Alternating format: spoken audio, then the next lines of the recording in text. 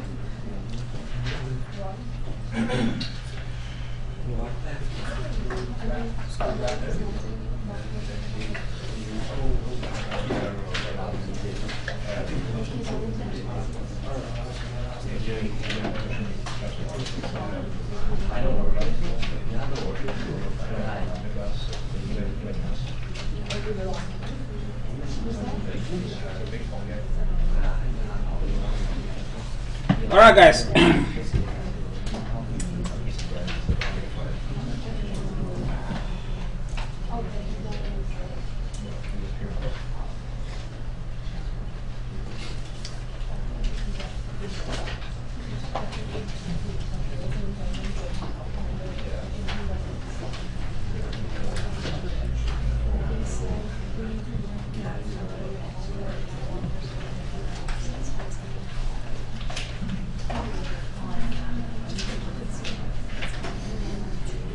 All right, we want to show, shh, could you listen please, if you haven't done question 1, we want to show that this is equal to this. So either you could start from the left hand side and show that it's equal to the right hand side, or you can start from the right hand side and show that it's equal to the left hand side. All right, in my case, I mean, it's up to you really. But I prefer, in this case, I would rather begin from the left hand side. I'll explain why in a minute.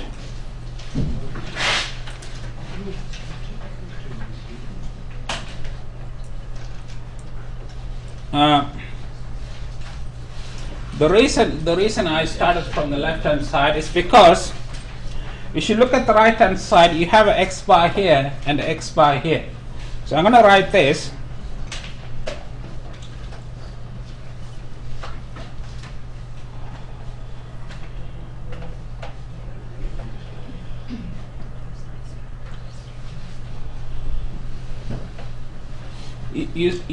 You guys see why I have done this? Because the reason I have done this is because if you look at the right hand side, guys, you have two terms. Each term has an x bar in it.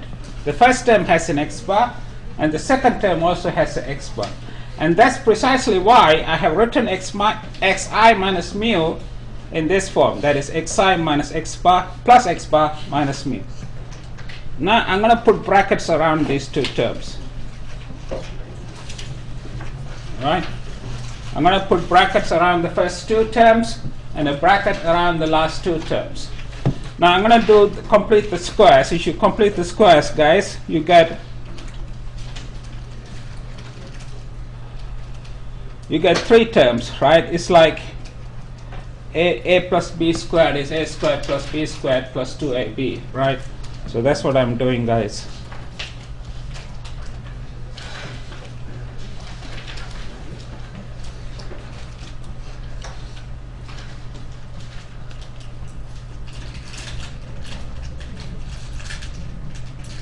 All right, you get three different terms when you complete the squares, right?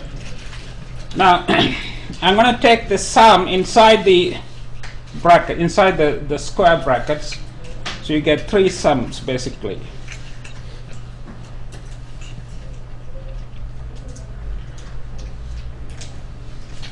You get the sum of this plus the sum of this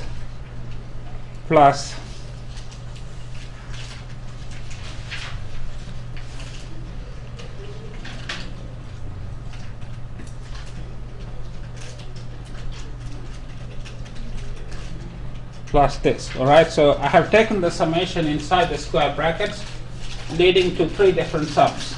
Right, now let me ask you a question, guys. Now this one here, with this term here with respect to I is a constant. Now if you sum a constant from I equal to 1 to n, what is that equal to? If you sum a constant from 1 to n, what would you get, guys? You will get n times the constant, guys.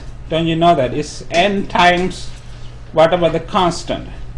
So this thing here is equal to this.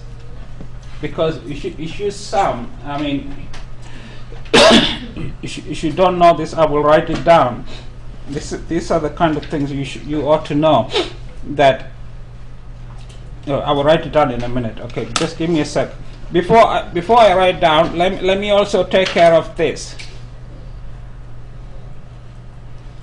These two terms, the number 2 and this factor here, x bar minus 2, are independent of I. Therefore, you can pull them outside.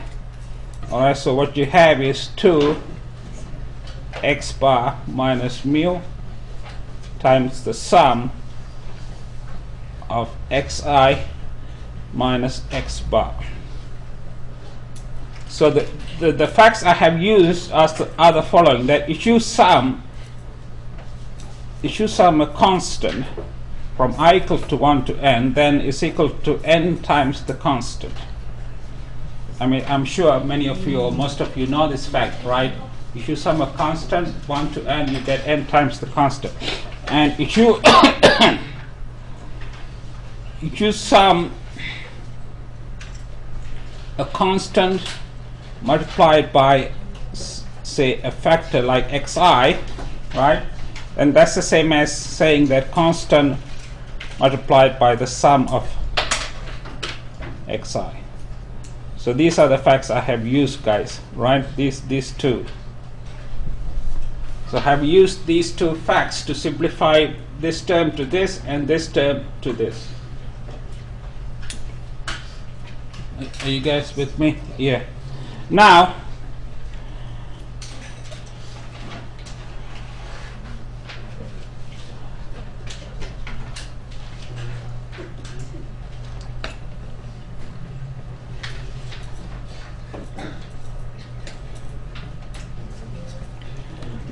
just listen, guys, please. Now, what can you say about this sum here? You get 2. If you take the sum inside, guys, you get sum of xi minus sum of x bar. Yeah? You get sum of xi, I from 1 to n, sum of x bar, I from 1 to n. Now,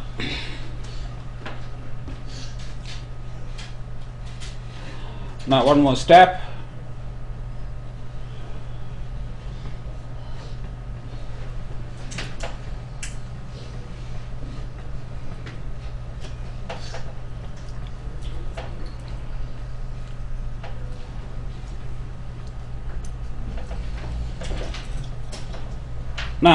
Now let me ask you guys, what the sum of xi is equal to n times x bar. Remember x bar is the sample mean, which is defined as the sum of xi divided by n. Therefore, the sum of xi is equal to n times x bar. And the sum of x bar is a constant, summed from I equal to 1 to n, is also n times x bar. So this term here is equal to 0, right? So you are done. So it proves the result. So we have proved. So we have proved that the left hand side is equal to the right hand side. Is that? Yeah. You're right, sir. Yeah. Good. All right. Question two we have already done. Before you question, can I just mention question 2? We did in lecture. I proved this property in lecture last week, and question 3 is too hard. Don't try this. I will not ask you this. Question 3 is too hard. So can you now move on to question 4, please? Question 4. If you can do question 3, that's great then. But I suggest you skip question 3 and move on to question 4.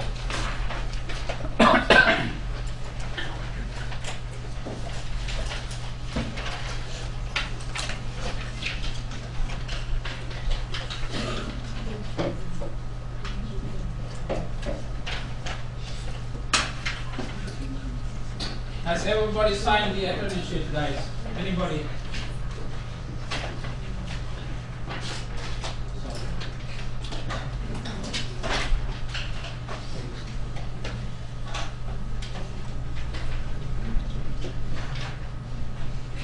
You guys do question 4, please.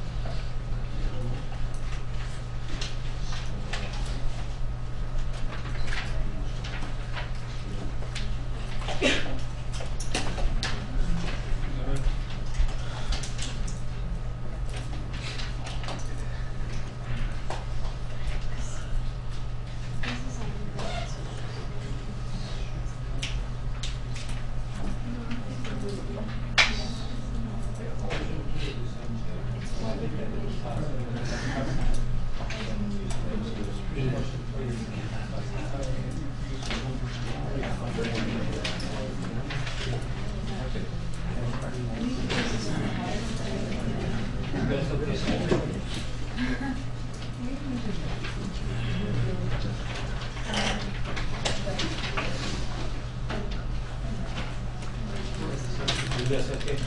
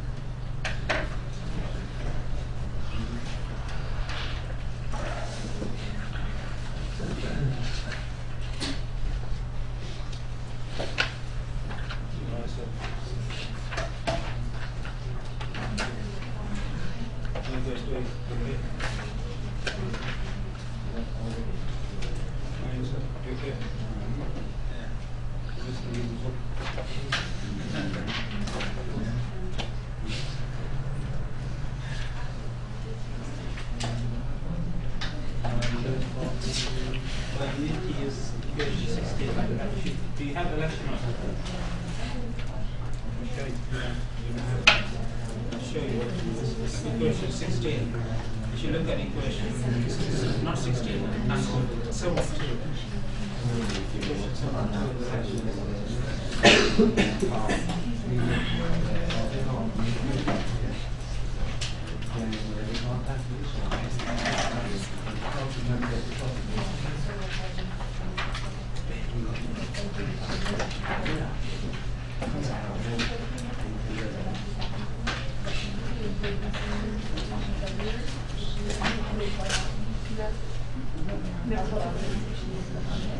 Guys, for question 4, you need to use equation 72. Equation 72 in the lecture notes. This equation here, this one. Can you see this? Maybe it's too far to see, but for question number 4, you need to use equation 72 in the lecture notes, guys. That's what I'm saying. Yeah.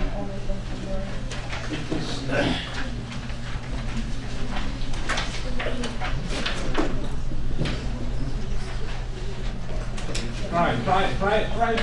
Take a couple of minutes and see if you can do it. If you can't, I will do it.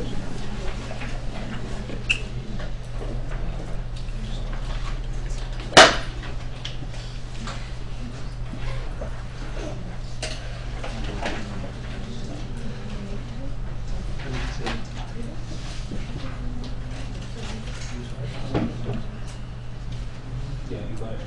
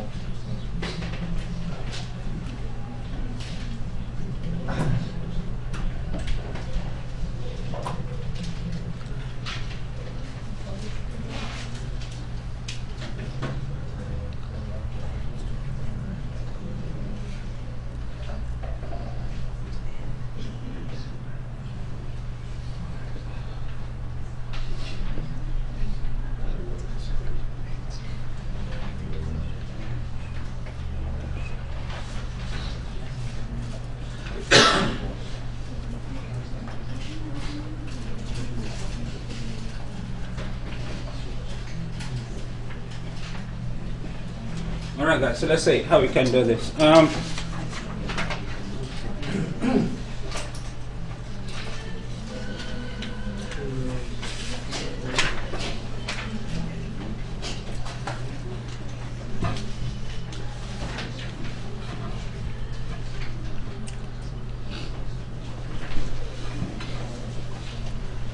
Alright, you have a random sample of 20 from a normal distribution with mean mu and variance equal to 1.4. The question is to find A and B, so the probability that S squared is between them is equal to 0.95. Now, you guys know what S squared is. S squared is the sample variance. I think I told you the definition of it in the class. Do you guys remember this? This is the same as saying that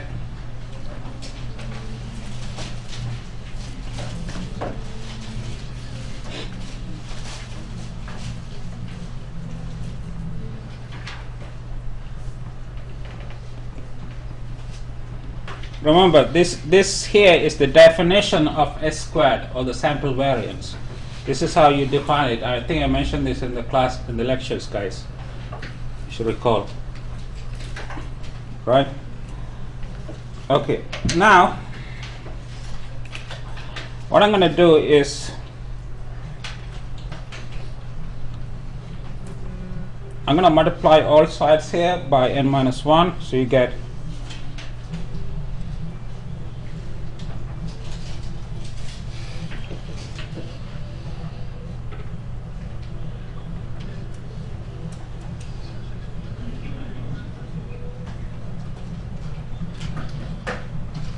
you see in a minute why I'm doing this. So you see what I've done here. I have multiplied this, and this by n minus 1. So you get this, right? And the next thing I'm going to do, guys, is I'm going to divide all three by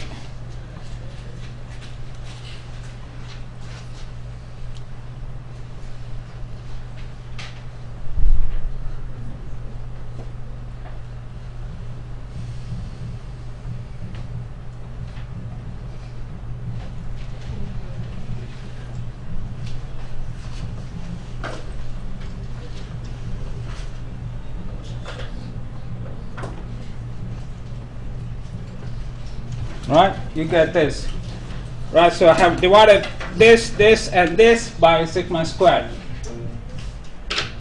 Do you see why I have done this? Now, what can you say? Let me ask you a simple question now, guys. What do you know about this, guys? What distribution does this have? It's a chi-square, right? It's a chi-square distribution with so this is by equation 72 in the lecture notes. It follows that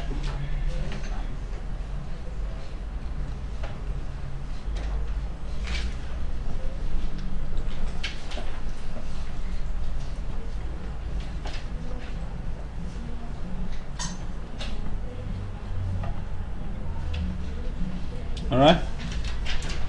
Now the the question, remember, the question is to find the values for A and B. Now, what this says is the probability that a chi-square variable lies between these two is 95%.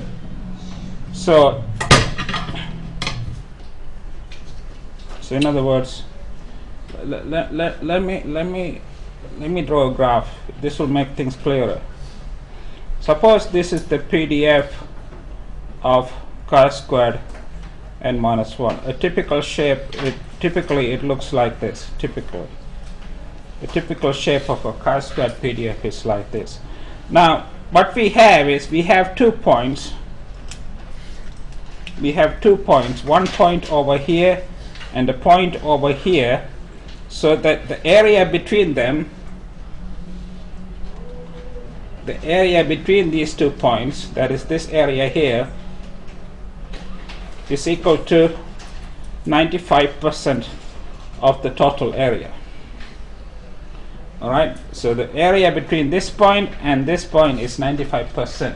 So the remaining area is 5%, right? The area outside this is 5%, right?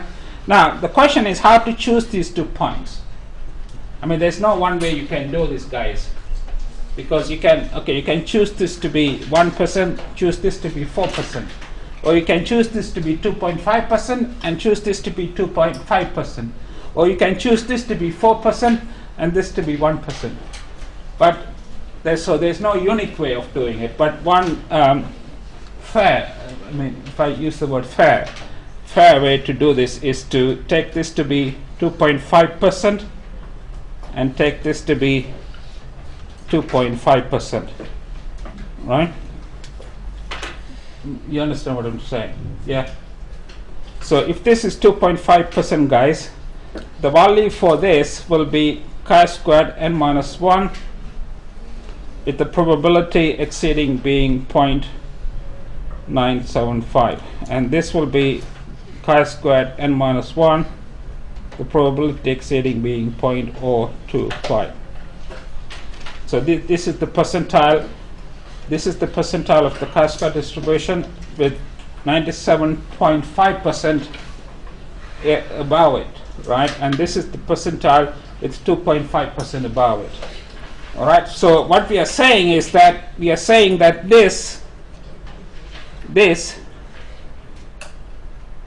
is equal to this, and we are also saying that this is equal to this, right?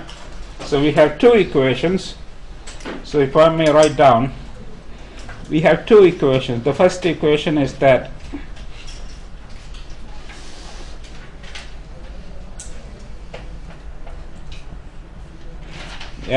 and the second equation is that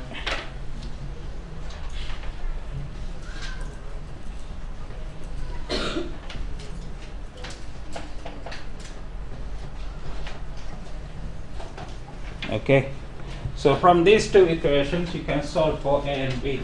I mean, remember the question was to find what is A and what is B. We know the value for n, we know the value for sigma squared, and we can read these from the tables. In the exam you will get tables for the chi-square distribution. So solving these 2, you'll find A, the value for A, and the value for B.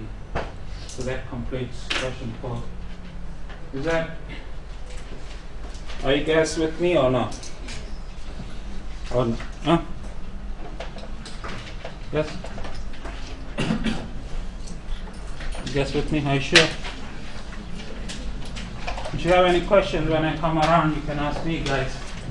But if this is clear, can you move to the next one, guys?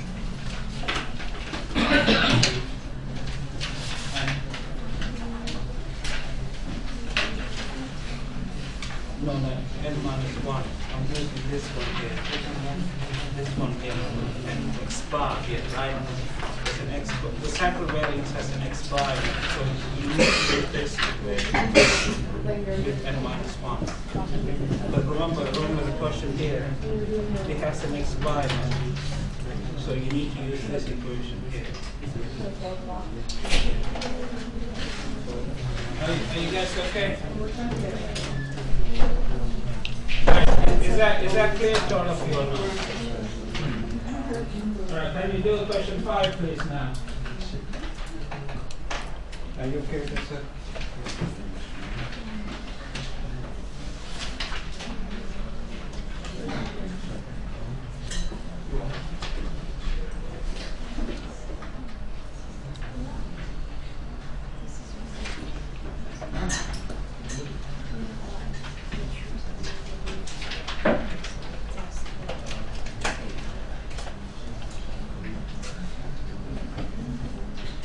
You guys do question 5, please.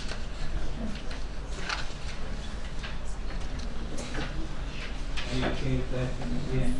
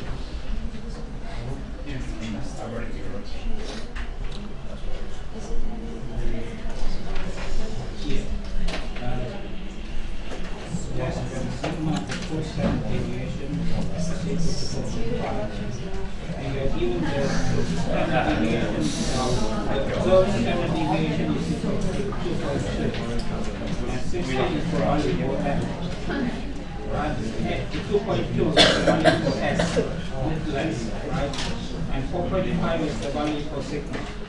So you need to test if sigma is equal to 4.5.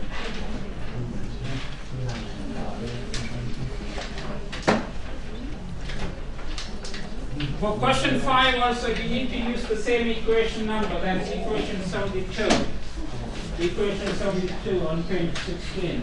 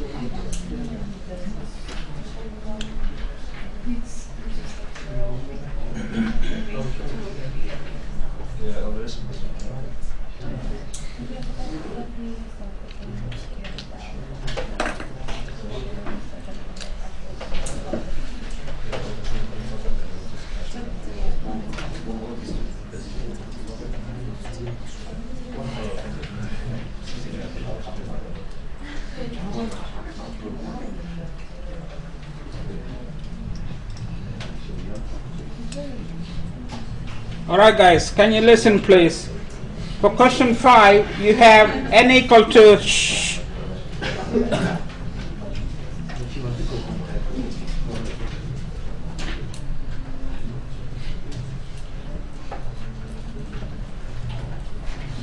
Alright, you are told that n is equal to 16, s is the sample standard deviation equal to 2.2, and sigma is the population standard deviation equal to 4.5.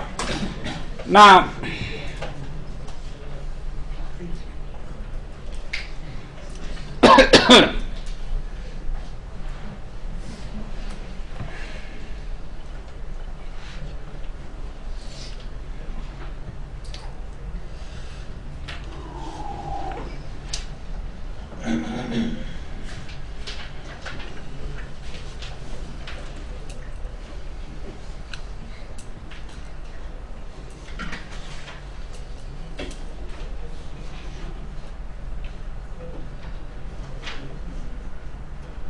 right, but if you look at equation 72 at one more time guys, you will see that this is what you have on the left hand side of equation 72, right? That is the sample variance multiplied by n minus 1 divided by sigma squared, which in this case is equal to this, should follow a chi-square distribution with 15 degrees of freedom. It's 15 because it's n minus 1, n is 16 here, right? So this number, whatever this number is, must follow a chi-square distribution with 15 degrees of freedom. Now how do we check that this follows the chi-square? How do we check that a single number follows the chi-square distribution? Any ideas, guys?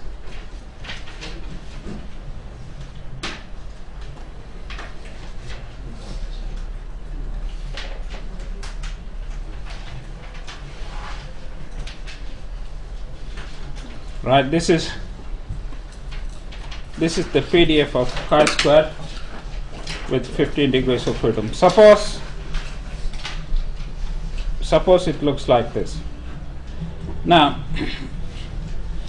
if this number follows the chi-square distribution with 15 degrees of freedom, where would you expect it to fall? In this picture here, in this graph, where would you expect the number to fall? Which part of the graph?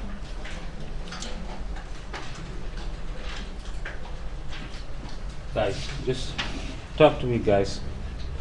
If this number actually follows this distribution, right, then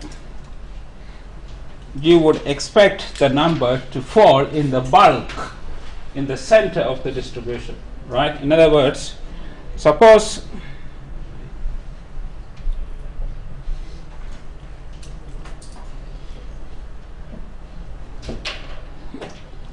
this is 2.5% and suppose this is 2.5%. All right, so the area in the middle is 95%, right? Now if this number actually follows the chi-square 15, you would expect it to fall somewhere between these 2 points, that is either here, or here, right? You wouldn't expect this number to fall in the shaded areas, right? Because that would mean that it doesn't actually follow the chi-square distribution, right? I mean, if it actually follows the distribution, you would expect it to fall. You would expect the number, whatever this number, to fall in the center of the distribution. When I say center, I mean this 95% area is the center of the distribution. You wouldn't expect it to fall in the extreme left or the extreme right corners of the distribution. So the answer to the question is that the following, right? So this is the chi-squared 15 with 0.975, and this is the chi-squared 15 with 0.025, right? So we will accept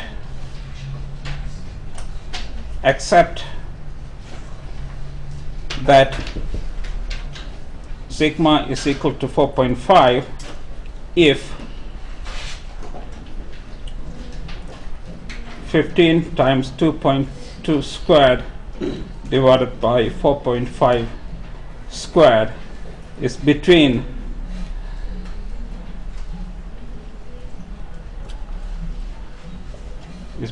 these 2 points. Yeah, in other words, if this number falls, what this inequality means is that the number falls in the center of the distribution, guys. At the center of the chi-squared 15 distribution, right? So if it falls in the center, then we will accept the hypothesis that sigma is equal to 4.5. If it doesn't, if it falls either on the extreme left or the extreme right, that probably means that we cannot accept the hypothesis that sigma is equal to 4.5. Is that clear, guys, or not? Or not? It's kind of logical thinking, guys. It's like if you expect a number to follow a certain distribution, that number should fall in the center, somewhere in the center of the distribution, not in the extremes. Not in the extremes. Yeah? So that's the idea, guys. Right, can you now do question 6, please, if this is clear, guys?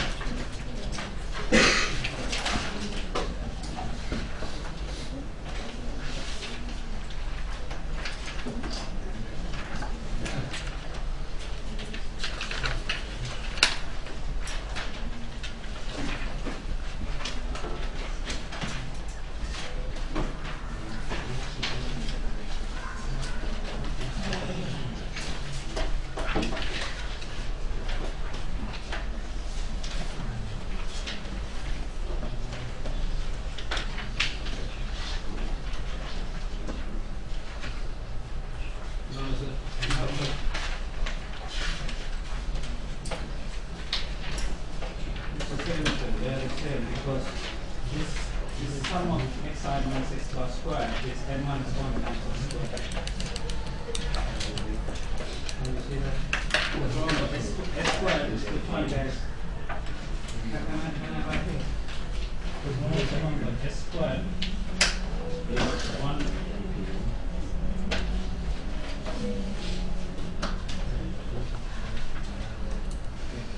This is s squared, yeah? So if you multiply this by n minus 1, what you have is this. Yeah.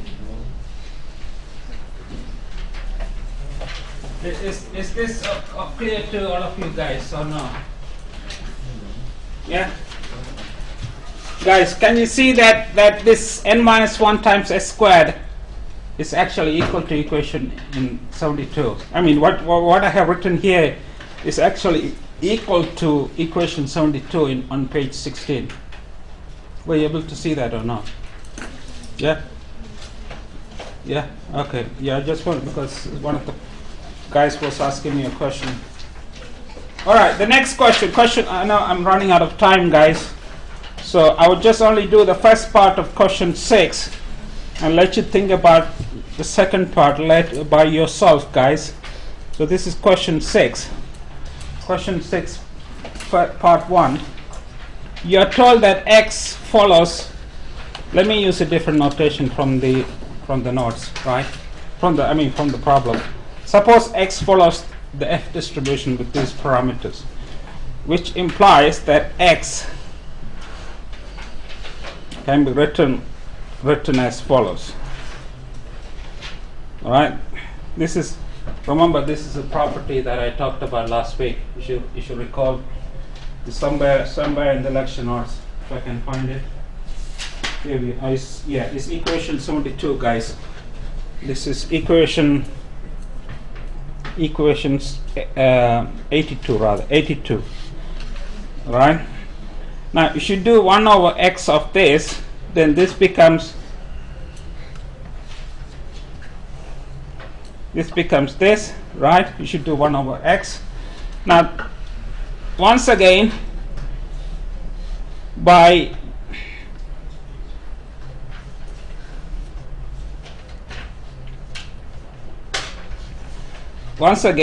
equation 82, okay, by equation 82, what you have here is an f variable with parameters b and b and a. So we have proved that 1 over x follows an f variable with parameters b and a, right? So because by equation 82, this is precisely an f variable with parameters b in the numerator, a in the denominator. Okay. Are you? Some of you look lost. Are you guys okay? Or no? Because remember what equation 82 says is that an f variable with 2 degrees of freedom, parameters a and b, can be expressed as the ratio of chi-squared variable with parameters a and b divided by their degrees of freedom. So because of that, this ratio here must be an f variable with parameters b and a. Yeah? Yeah, Rasa? You follow what I'm saying? Okay, good. All right, can you do this is only the first part of question 6. Can you do the second part by yourself? If you have problems, see me, right? You know where to see me, guys, right? This is...